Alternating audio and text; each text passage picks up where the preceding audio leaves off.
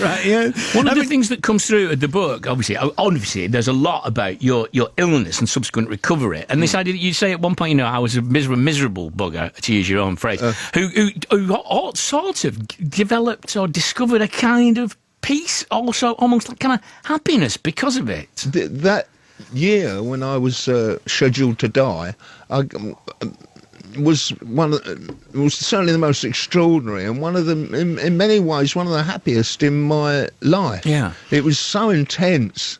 I mean, the whole, the first thing you wake up in the morning, you think that the end is coming, know, and you. I don't know. You just it certainly impresses on you the things that are really important, and which you normally ignore, and you see how ridiculous is the fuss you've made about all sorts of issues and that, and you just put all that aside and and it'll just carrying on, and like actually being able to get up on stage and play and think and realising what a buzz it is to do that, and of course because the audiences knew it as well. So you can't go wrong. Yeah, I mean, but you still make a fuss about some things. I mean, towards the end of the book, you go to Glastonbury and you make quite a fuss about security stopping you there. Yeah. Well, I mean, that was absolutely disgusting. I mean, I was just so annoyed. Yeah, it was,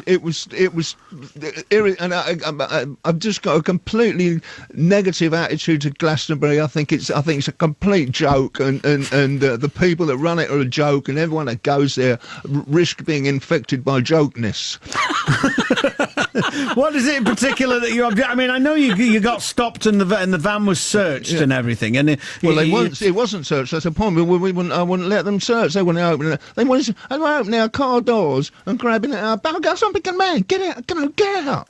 And they were looking at me like, no, man, I wouldn't let idiots like that search my car. Did you know what they think they are? They're working for Glastonbury. Man, you're just working for this great, big, ludicrous, institution you've set up, where all the stockbrokers go to see a bit of rock and roll, and you're standing there in your leather jackets and you think you're the cops, don't you? Well, you ain't, man, and you're not getting past me. Well, if you felt like that, why did you go? We went in all innocence to play a gig, I did have my...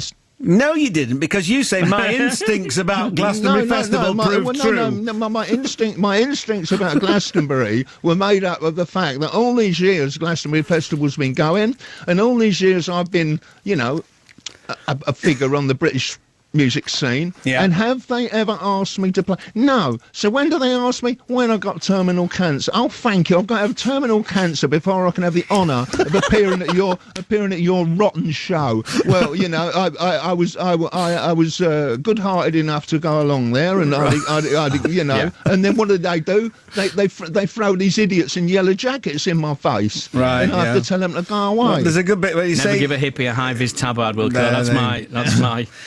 This is Wilko talking in the book about the security guard. He said, if he didn't get out of our way, we would turn around and leave, and he could explain to Farmer Giles why we weren't on stage that evening. So